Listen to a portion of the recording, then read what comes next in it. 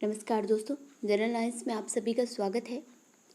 ये हम लोग जो घटना चक्र का भारतीय इतिहास का मध्यकालीन भारतीय इतिहास है, तो उसके हम लोग प्रश्न सॉल्व कर रहे थे। तो इसमें हम लोगों ने दिल्ली सल्तनत का चल रहा था, तो हम लोगों ने दिल्ली सल्तनत का जो घटनाक्रम है, उसके बाद साहित्य, कला, ये सब कंप्लीट कर लिया था। विविध में देख लेते हैं, कुछ ऐसी चीज़ें होती हैं जो विविध में आती हैं, तो उनको कंप्लीट करते हैं।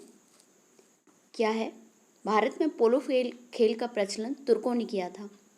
ज्ञातव्य है कि कुतुबुद्दीन ऐबक पोलो का शौकीन था, चौगान का बड़ा शौकीन था। वो यही खेलते खेलते उसकी मृत्यु भी हुई थी। कुतुबुद्दीन ऐबक चौगान का शौकीन था और तुर्कों ने किया था। ठीक है, 1210 में इसकी मृत्यु हो गई थी। सल्तनत काल में ऊंचे धार्मिक और न्यायिक पदों पर बैठे व्यक्तियां, उलेमाओं को सामूहिक रूप से दस्तारबंदान कहा जाता था। तो ये क्वेश्चन आया है पिछले उसमें कि दस्तारबंदान किसे कहा जाता है। तो उलेमाओं को, जो ऊंचे धार्मिक न्यायिक पदों पर बैठे होते हैं उलेमा, उन्हें कहते हैं सामूहिक रूप से दस्तारबंदान, क्योंकि वे सिर पर आधिकारिक रूप से पहनी जाने वाली पगड़ी धारण करते थे। राजपूतों द्वारा मुस्लिम आक्रमणकारियों से स्त्रियों की रक्षा के लिए जौहर प्रथा का प्रचलन भी इसी टाइम हुआ था, सल्तनत काल में। ठीक है, तो फर्स्ट क्वेश्चन है, भारत में पोलो खेल का प्रचलन किया तो किसने किया? तुर्कों ने। भारत में पोलो खेल का प्रचलन तुर्कों ने किया है। ज्ञातव्य है कि कुतुबुद्दीन ऐबक चौगान का शौकीन था पोलो का। इसी खेल के दौरान घोड़े से गिर जाने के कारण उसकी 1210 में उसकी मृत्यु हो गई थी। नेक्स्ट है, सूची मिलान करना है। फिरोज शाह तुगलक, बलबन, अलाउद्दीन और जहांगीर। तो नौरोज का किससे? बलबन से संबंधित है। नहरों का निर्माण फिरोज शाह तुगलक से संबंधित है और सर थॉमस रो जहांगीर से संबंधित हैं और अलाउद्दीन जो है दीवाने रियासत। ठीक है, तो क्या हो जाएगा? फिरोज शाह तुगलक, नेहरू, ए का 3 हो जाएगा। ए का 3 तो एक ही है, बी हो जाएगा इसका आंसर। ठीक है, क्या होगा इसमें? राजधानी में आर्थिक मामलों की देखभाल के लिए दीवानी रियासत विभाग की स्थापना अलाउद्दीन खिलजी ने की थी। फिरोज तुगलक ने नहरों का निर्माण कराया था।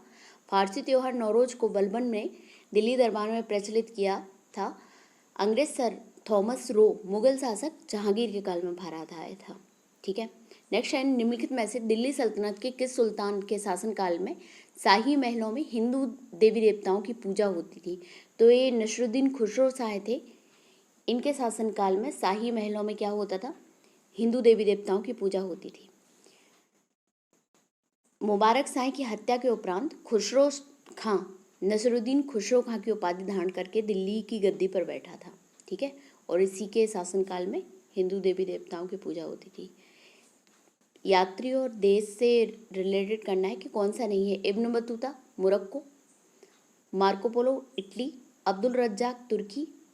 तो अब्दुल रज्जाक तुर्की से नहीं आया था, फारस से आया था। फारस के राजा जो शाहरुख थे, उनका ये राजदूत था। नूनिस पुर्तगाल था, बिल्कुल। तो इब्न बतूता मोरक्को का यात्री था। यह मोहम्मद बिन तुगलक के कार्यकाल में 1325 से 51 में भारत आया था और इसकी बुक का क्या नाम था? रहला। ठीक है, मार्को पोलो वेनिस का प्रसिद्ध यात्री था। वह पांड्य शासक मारवर्मन कुलशेखर के समय में भारत आया था। ईरानी राजदूत अब्दुल रज्जाक देवराय द्वितीय के शासनकाल में विजयनगर आया था। नूनिस पुर्तगाल का यात्री अश्व व्यापारी था। इसने भी विजयनगर की यात्रा की थी। नेक्स्ट है, निम्न यात्रियों के पधारने का क्या अनुक्रम रहा है? तो सबसे पहले अलवरूनी आ जाएगा, गजनी के साथ में आता, तो ये एक ही है, बी हो जाएगा इसका आंसर।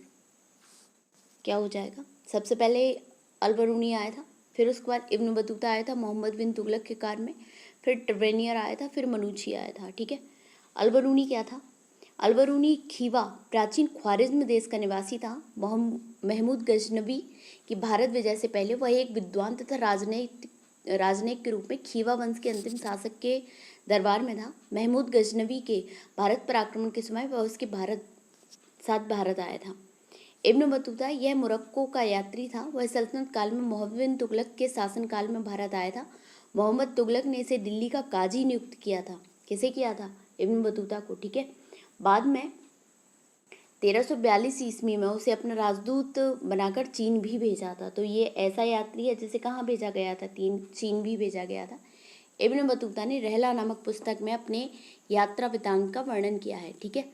ट्रेवेनियर 1638 से 1663।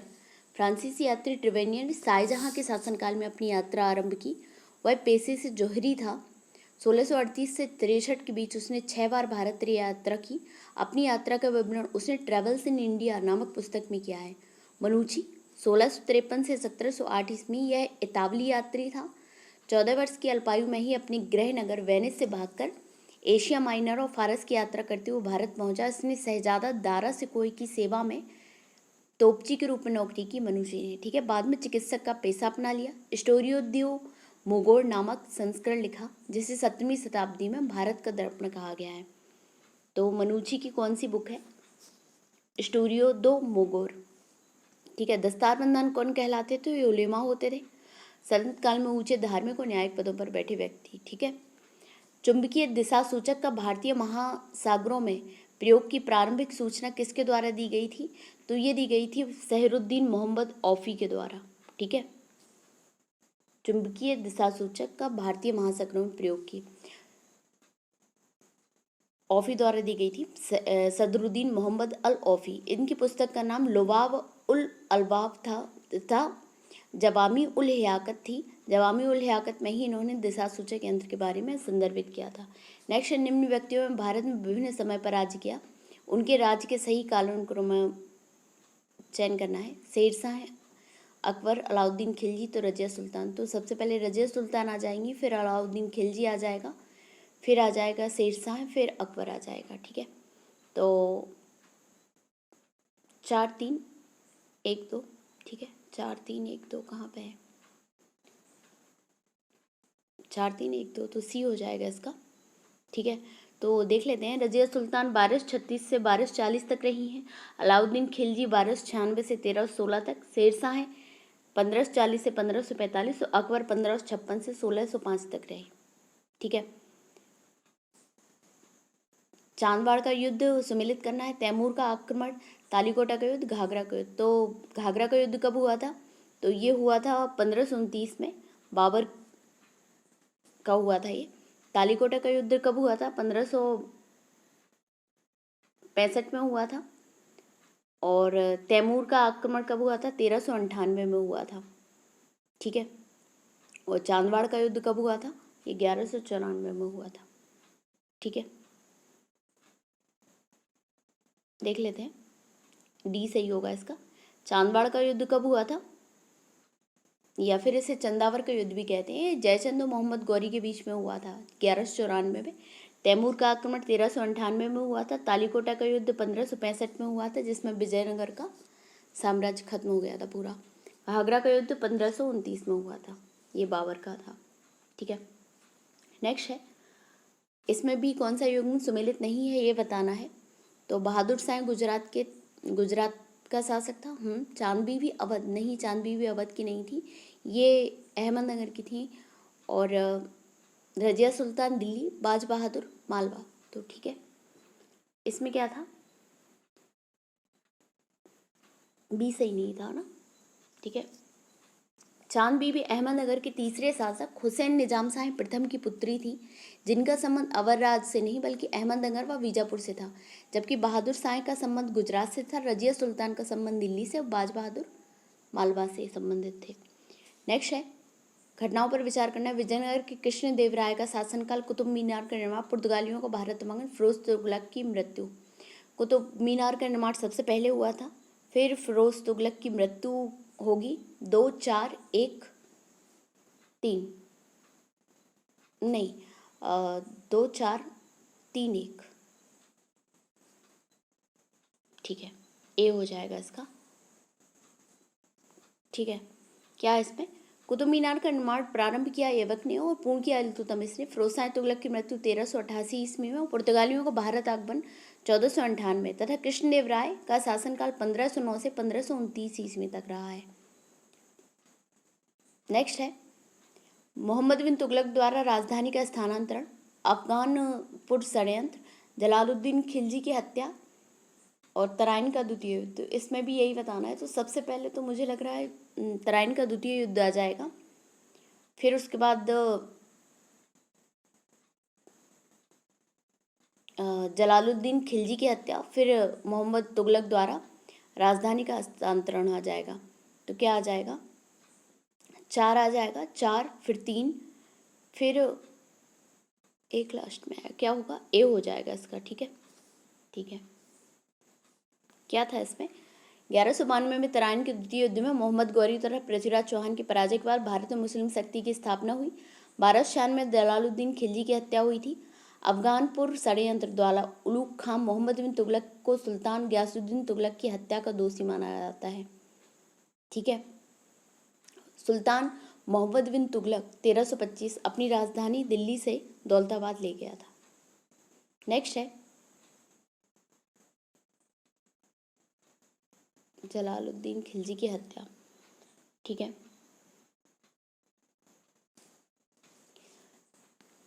क्या है? अपने लगभग 30 वर्ष के व्यापक यात्री जीवन में उसने पूर्वी गोलार्ध के विस्तृत भूभाग की यात्रा की। उस विशाल भूभाग को देखा जिसमें आज कोई 44 देश आते हैं और कुल मिलाकर लगभग 73,000 मील की दूरी चलकर पार की। पूर्व आधुनिक काल का संसार का सबसे बड़ा वह यात्री कौन था? तो इब्न बतूता आता है। इसकी पुस्तक का नाम रहला था और इसने भारत, चीन, मोहम्मद बिन तुगलक के टाइम ये काजी भी रहा। ठीक है, 1271 में अपनी यात्रा प्रारंभ कर मार्को पोलो ने 24 वर्षों तक लगभग 24,000 मील की दूरी तय की। मंगोल शासक मार्को पोलो था, इब्न बतूता ही था ना। मंगोल शासक कुबलई खान से सहायता प्राप्त मार्को पोलो की यात्राओं में मध्य पूर्व, मध्य एशिया, चीन और मंगोलिया शामिल है। निश्चित रूप से मार्को पोलो शिखर यायावरों में से एक था, किंतु मोरक्को जो इब्न बतूता है वो भूभाग की लंबाई और विशालता की दृष्टि से मार्को से भी बड़ा घुमक्कड़ था। उसने दक्षिण अफ्रीका, पश्चिम अफ्रीका, दक्षिण एवं पूर्वी यूरोप, मध्य यूरोप, भारतीय उपमहाद्वीप, मध्य एशिया, दक्षिण पूर्व एशिया और चीन क्षेत्र के 44 देशों में लगभग 73,000 मील की दूरी अपने 30 वर्षों की यात्री जीवन में तय की थी। कौन सा युग सही सुमेलित है बताना है। कृष्णदेवराय, सम्रांगण सूत्रधार, महेंद्र वर्मन, मतविलास प्रहसन, भोजदेव, मानसोल्लास और सोमेश्वर अमुक्तमाल्यद। तो अमुक्तमाल्यद कृष्णदेवराय की है। ठीक है, और इसमें से जो सही है वो महेंद्र वर्मन का है। ठीक है, बाकी सभी गलत हैं। इसमें क्या है? विजयनगर के शासक कृष्णदेवराय ने तेलुगु भाषा में अमुक्तमाल्यद की रचना की थी। मत्स्य विलास प्रहसन की रचना महेंद्र वर्मन ने की थी। भोज ने सम्रांगण सूत्रधार और सोमेश्वर ने मानसोल्लास नामक ग्रंथ की रचना की थी। ठीक है, तो भोज की पुस्तक का नाम क्या था? सम्रांगण सूत्रधार और सोमेश्वर मानसोल्लास। ठीक है, दिल्ली सल्तनत के किस वंश के ने सबसे कम समय तक शासन किया है? तो खिलजी वंश था, इसने सबसे कम समय तक शासन किया। दो ही लोग थे, जलालुद्दीन खिलजी और अलाउद्दीन खिलजी, बाकी तो सब छोटे मोटे थे। ठीक है, दिल्ली सल्तनत को गुलाम वंशों के सुल्तानों ने 1206 से 1290 ईस्वी तक शासन किया। खिलजी वंश ने 1290 से 1320 तक शासन किया। तुगलक वंश के शासकों ने 1320 से 1412 और सैयद वंश क्या था? 1414 से 1451 और लोधी वंश ने 1451 से 1526 तक। तो सबसे कम कौन सा रहा? खिलजी वंश। आइन उल मुल्क मुल्तानी ने इनमें से किस शासक के अधीन सेवा नहीं की थी? आइन उल मुल्क मुल्तानी, तो इसने इल्तुतमिश के अधीन सेवा नहीं की। बाकी मोहम्मद बिन तुगलक, अलाउद्दीन खिलजी, फिरोज शाह तुगलक, इन तीनों के में मतलब दोनों तुगलक और एक कौन? खिलजी। खिलजी वंश तुगलक। आइन उल मुल्क मुल्तानी ने अलाउद्दीन खिलजी, मोहम्मद बिन तुगलक, फिरोज शाह तुगलक के अधीन अपनी सेवा प्रदान की। अलाउद्दीन खिलजी ने 1305 में आइन उल मुल्क मुल्तानी को मध्य भारत भेजा, जहां उसने मालवा पर विजय प्राप्त की। वह अपने अंतिम दिनों में दक्षिण विजय में व्यस्त रहा। नेक्स्ट, निम्नलिखित में से किस प्रथा की शुरुआत राजपूतों के समय हुई है? तो जौहर प्रथा की शुरुआत राजपूतों के समय हुई है और ये मैक्सिमम मतलब सल्तनत काल में स्टार्ट हुई थी। राजपूत द्वारा मुस्लिम आक्रमणकारियों से स्त्रियों की रक्षा के लिए जौहर प्रथा का प्रचलन हुआ। हालांकि जो मेन एक जो अलाउद्दीन खिलजी और रानी पद्मिनी का जो घटनाक्रम है उसमें माना जाता है कि पद्मिनी ने, लेकिन इससे पहले भी कहा जाता है कि जब दक्षिण विजय का ये चरण चल रहा था तो उस टाइम तेलंगाना, आंध्र प्रदेश के कुछ महिलाओं ने वहाँ पे जौहर प्रथा की थी। तो ये इससे पहले भी था। ठीक है, राजपूतों द्वारा, इसमें पढ़ लेते हैं क्या है। राजपूतों द्वारा मुस्लिम आक्रमणकारियों से स्त्रियों की रक्षा के लिए जौहर प्रथा का प्रचलन हुआ। इसमें सभी राजपूत पुरुषों के युद्ध में मारे जाने के पश्चात किले में सभी स्त्रियां सामूहिक रूप से चिता में कूदकर अपनी जान देती थीं। सती प्रथा और बाल विवाह जैसी प्रथाएं यद्यपि राजपूतों के समय बनी, तथापि ये पहले से चली आ रही थी। ठीक है। निम्नलिखित मध्यकालीन विद्वानों लेखकों में कौन जैन धर्म का अनुयायी था? तो हेमचंद्र सूरी जो थे वो जैन धर्म के अनुयायी थे। ठीक है। और ये किसके उसमें थे? ये जयसिंह सिद्धराज के दरबार को सुशोभित करते थे। उसी से प्रभावित होकर जयसिंह सिद्धराज ने आबू पर्वत पर एक मंडप का निर्माण करवाया था। उसमें जैन तीर्थंकरों की मूर्तियां स्थापित करवाई थी, जो अनंतर में एक जैन तीर्थ के नाम से जाना जाता था, जो दिलवाड़ा का मंदिर है ना। नेक्स्ट है प्लासी का युद्ध। तो 1757। कलिंग का युद्ध, ये क्या मिलान करना है, ठीक है। हल्दी घाटी का युद्ध 1576 हो जाएगा। तराइन का युद्ध 1192 हो जाएगा। और कलिंग का युद्ध हो जाएगा 261, जो अशोक के समय का हुआ था। तो क्या हो जाएगा इसका सी हो जाएगा आंसर। ठीक है।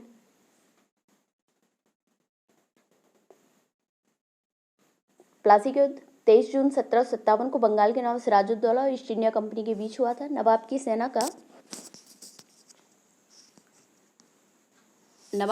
का नेतृत्व राजद्रोही मीर जाफर, यार लतीफ और राय दुर्लभ ने किया, जिसने विश्वासघात के कारण नवाब की हार हुई। कलिंग का युद्ध अशोक ने 261 ईसा पूर्व में कलिंग पर आक्रमण किया। इस युद्ध में लगभग 1 लाख लोग मारे गए और 50,000 बंदी बनाए गए। इसी युद्ध के बाद अशोक ने बौद्ध धर्म अपना लिया। कलिंग युद्ध और उसके परिणामों के बारे में अशोक के 13वें शिलालेख में विस्तृत जानकारी मिलती है कलिंग युद्ध का। ठीक है।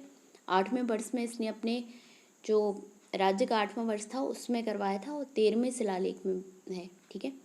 हल्दी घाटी का युद्ध 1576 में मुगल सम्राट अकबर और महाराणा प्रताप के बीच लड़ा गया था। अकबर विजयी हुए थे। हालांकि अब इस पर बड़ा विवाद चल रहा है कि अकबर विजयी हुए थे, ये सही नहीं है, तो हम लोगों को इस चीज़ों से नहीं लेना है। सीधी बात यह है कि हल्दी घाटी का युद्ध कब हुआ था? तो 1576 में बस। और किस किस के बीच में लड़ा गया? अकबर और महाराणा प्रताप के। तराइन का द्वितीय युद्ध कब हुआ था? 1192 में। प्रथम युद्ध 1191 में। और तृतीय युद्ध तो 1215 ईस्वी में। ठीक है। पृथ्वीराज चौहान और मोहम्मद गौरी के बीच हुआ था तराइन का द्वितीय युद्ध, और इसमें गौरी की विजय हुई थी। ठीक है। नेक्स्ट है अकबर, मोहम्मद बिन तुगलक, इल्तुतमिश, शेरशाह हैं। तो बताना है इसमें क्या क्या है। तो प्रतीक मुद्रा मोहम्मद बिन तुगलक ने चलवाई थी। सड़क आजम शेरशाह सूरी है, जीटी रोड अभी तक है। ठीक है। और आईने दहसला ये हो जाएगा अकबर का, और इल्तुतमिश का हो जाएगा चहलगानी अमीर। तो क्या हो जाएगा? बी हो जाएगा। ए का 3 हो जाएगा। ठीक है। और क्या हो जाएगा? बी का 4 हो जाएगा। मोहम्मद बिन तुगलक प्रतीक मुद्रा। शेरशाह द्वारा निर्मित सड़कों में विशेष उल्लेखनीय सड़क लाहौर से लेकर सोनार गांव तक जाती है, जो सबसे लंबी तरह सड़क आजम के नाम से जानी जाती है, जीटी रोड। प्रतीक मुद्रा मोहम्मद तुगलक के जारी की थी। आईने दहसाला पद्धति का संबंध अकबर की भू राजस्व व्यवस्था से है। चहलगानी अमीर तुर्क चहलगानी दल का गठन इल्तुतमिश ने किया था, जिसे बाद में फिर बलबन ने भंग कर दिया था। ठीक है। मध्यकालीन भारतीय इतिहास में पनही और पाने का उल्लेख के संदर्भ मिलता है। तो ये जूते होते थे, पनही कहते नहीं है, पनही दे दो, मतलब कहीं कहीं यूज होता है अभी भी पनही का। उपाने का तो नहीं बोल सकते, लेकिन पनही का यूज होता है, तो जूता होता है। नेक्स्ट है 13वीं और 14वीं शताब्दियों में भारतीय कृषक खेती नहीं करता था। तो किसकी नहीं करता था? ये नहीं करता था मक्का की, बाकी जौ की होती थी, चना की होती थी, गेहूं की होती थी। ठीक है। कृषि भारतीयों की जीविका का मुख्य आधार था। भारत की अधिकांश जनसंख्या कृषक ही थी। उर्वर भूमि एवं सिंचाई के साधनों की व्यवस्था के कारण यहाँ उपज बहुत अधिक होती थी। देश के विभिन्न क्षेत्रों में भिन्न भिन्न फसलें बोई जाती थी। 13वीं 14वीं शताब्दी में भारतीय कृषक गेहूं, जौ, चावल, कपास और चना आदि की खेती करते थे, परंतु वे मक्के की खेती नहीं करते थे। इब्न बतूता के अनुसार किसान साल में 3 फसलें काटते थे। खान, गेहूं, ईख और कपास की खेती बड़े पैमाने पर होती थी। मक्का मुख्यतः पुर्तगाली लेकर आए थे। दक्षिण भारत में विभिन्न मसाले उपजाए जाते थे। मध्यकालीन भारत में महत्तर और पट्टिकिल पदनाम किन के लिए हैं? तो महत्तर और पट्टिकल ये क्या होते थे, ग्राम मुखिया होते थे। उन्हें क्या बोलते थे, महत्तर बोलते थे और पट्टिकल बोलते थे। ठीक है, सल्तनत काल में। भारतीय राजनीति विज्ञान एसोसिएशन के जनवरी मार्च 2004 अंक में village administration and ancient India शीर्षक के अंतर्गत प्रकाशित लेख के अनुसार प्राचीन समय में भारत में प्रशासन का केंद्र बिंदु गांव था। वैदिक साहित्य के अनुसार गांव का मुखिया ग्रामीण कहलाता था। उत्तर भारत में उसे ग्रामिका या ग्रामियाका कहा जाता था। महाराष्ट्र में उसे ग्रामोकुत या पट्टिकल, कर्नाटक में गमुंद, देखिए ध्यान रख लीजिए इसका, महाराष्ट्र में क्या बोलते थे, ग्रामकुत या पट्टिकल बोलते थे, महाराष्ट्र में बोलते थे। ठीक है, और कर्नाटक में क्या बोलते थे, गबुंद। उत्तर प्रदेश में महत्तक बोलते थे। ठीक है, गबुंद, महत्तक, और क्या बोला जाता था एक और, पट्टिकल, ग्रामोकुत। और इंडियन इपिग्राफिकल ग्लॉसरी में भी महत्तक के गांव में, महत्तक को गांव के मुखिया या पंचायत बोर्ड के सदस्य के रूप में परिभाषित किया। यहाँ यह उल्लेख करना भी समुचित है कि हरिश्चंद्र वर्मा ने अपनी संपादित पुस्तक मध्यकालीन भारत का इतिहास प्रथम खंड में महत्तर का इस प्रकार उल्लेख किया है कि शिल्पियों की श्रेणी का उल्लेख अभिलेखों में भी मिलता है। इनके प्रधान महत्तर कहे जाते थे। तो लेकिन जो मतलब इसमें शिल्पी श्रेणियों के प्रमुख भी दिया गया है ना, लेकिन जो आयोग है, आयोग ने ग्राम मुखिया माना था। तो ये हम लोगों का ये कंप्लीट हो चुका है। अब उत्तर भारत और दक्षिण के प्रांतीय राजवंश और विजयनगर साम्राज्य का हम लोग एक अलग से वीडियो बना देंगे। ठीक है, तो अगर आपको हमारे वीडियो अच्छे लग रहे हैं तो प्लीज़ उन्हें लाइक ज़रूर करिए, हमारे चैनल को शेयर करिए, सब्सक्राइब करिए, और धन्यवाद।